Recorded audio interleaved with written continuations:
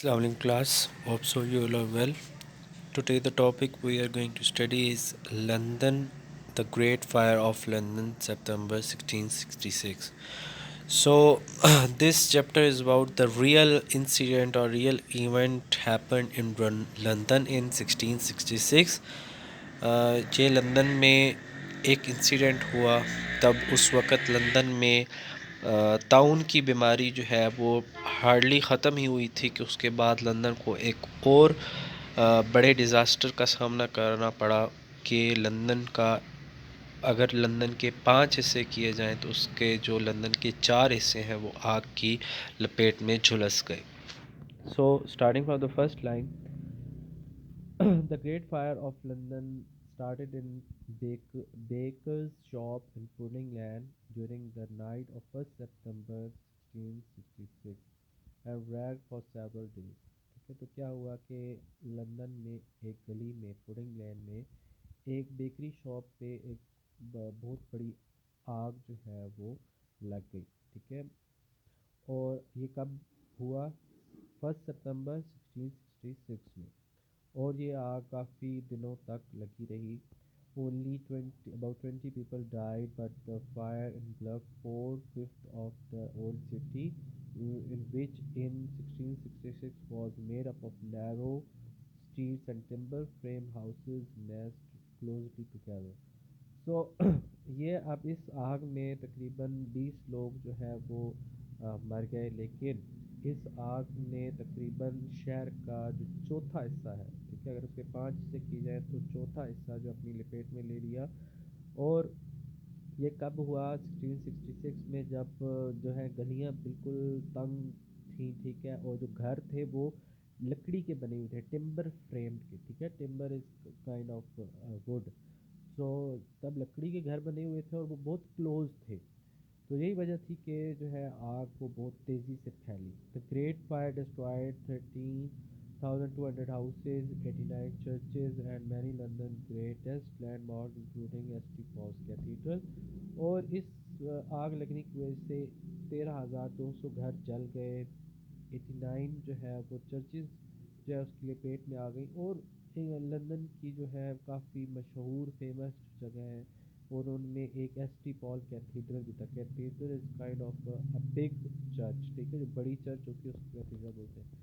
سو Samuel peeps از England four most famous ڈائرسٹ. ٹھیک ہے, یہ ڈائری لکھنے والا ہے. ٹھیک ہے, سیمیول پیپ ہے. A diarist is someone who writes a diary. ٹھیک ہے, just as a biographer is someone who writes a biography. So diarist کون ہوتا ہے؟ جو ڈائری لکھنے والا ہوتا ہے. جیسے بایوگرافر کون ہوتا ہے؟ جو بایوگرافی لکھنے والا ہوتا ہے.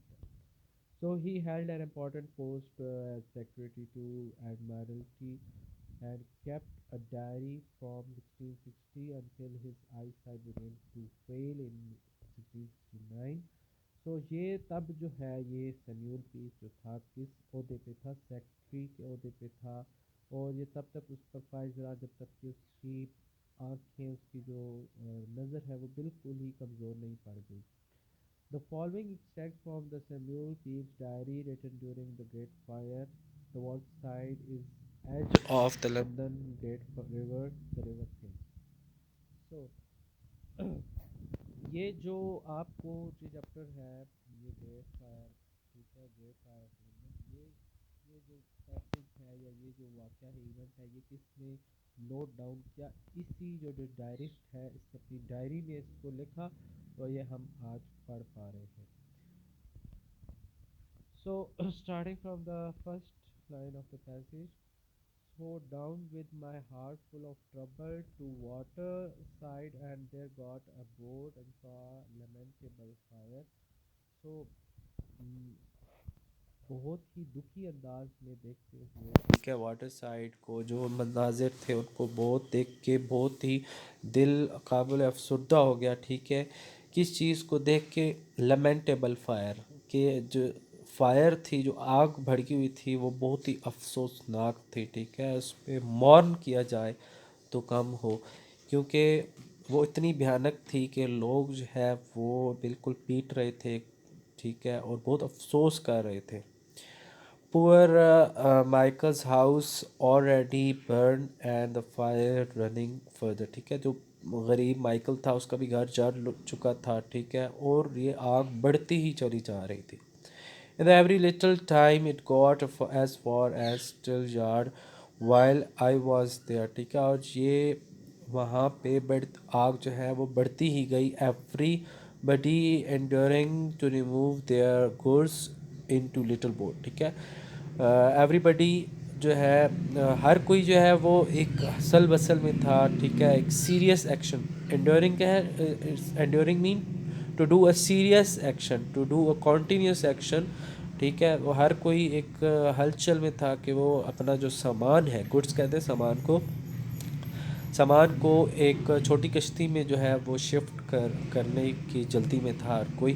پور people staying in their houses under the fire touch them and then they running to the boat. ٹھیک ہے، جو غریب لوگ تھے وہ گھروں میں ہی رکے ہوئے تھے جب تک کہ آگ ان کے گھروں تک نہیں پہنچ رہی تھی. وہ گھروں پہ ہی رکے ہوئے تھے، اور جب آگ ان کے گھروں تک پہنچتی تو وہ پھر جا کے کشتی میں بیٹھتے. ٹھیک ہے، کیونکہ ان کو امید ہوتی کہ شاید جو ہے آگ رک جائے گی، لیکن آگ بڑھتی ہی چلی جا رہی تھی.